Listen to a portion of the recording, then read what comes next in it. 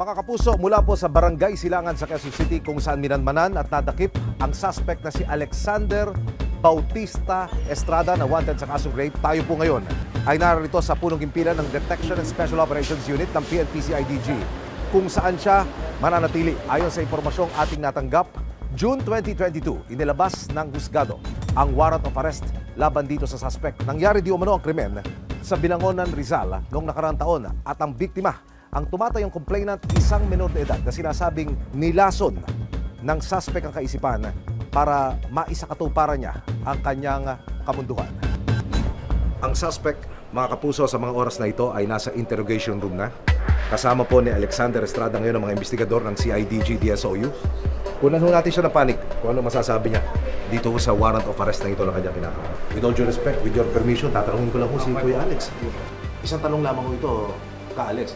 Tayo ba may kinalaman doon sa reklamo ng rape? Meron ho bang rape na nangyari? Wala naman po. Ito ba inaamin nyo o tinatanggi nyo bilang panghuli? Hindi po. Anong hindi po? Tinatanggi ko po. Depensa ng suspect, may relasyon sila ng biktima. Nagkaroon ho ba kayo ng relasyon itong bata na ito? Parang gano'n na nga po. Ayon sa batas, Kuya Alex, ang pakikipagrelasyon sa menor de edad, may tuturing po na kayong mananagot. Alam niyo ho ba yung batas na ukol dito? Yung time kasi yun, magulo rin yung isip ko. Bakit to? Dahil sa problema ko sa una kong naging asawa.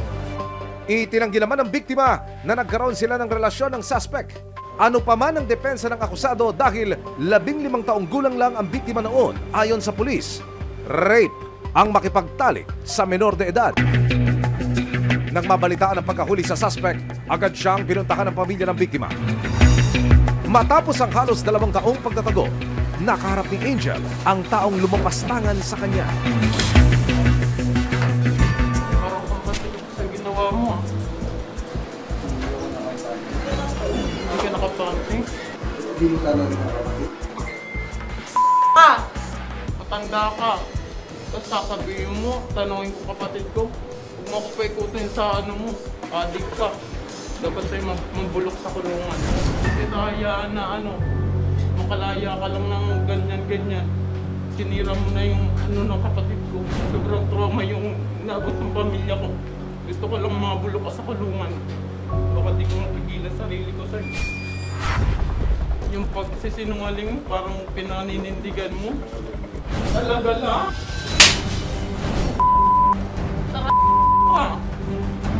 Visit ka talaga. Wala ka na talagang kaluluwa. Hindi ka ba tinapot niya? Ano ko? Tinapot kita? Hindi mo ko tinapot. Ikaw magsinungaling mo eh. Ikaw ang magsinungaling. Tinapot mo ako? Ang hinihingi ko dito, hostisya. Pumayag ang mama nito na umalis ako kasi ginugulo ako pinagbuko. Hindi pumayag si mama, hindi pumayag. Kaharap ang magulang ko. Mama, Hindi pumayag si mama.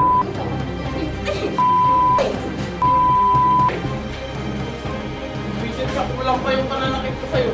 Dami mo pang palusot eh. Nag-DS kami, magdadalawang taon na, hindi ka nahanap. Nakakalaya ka lang. Huwag ka na lumaya ha. Kulot mo na yung sarili mo sa kulungan.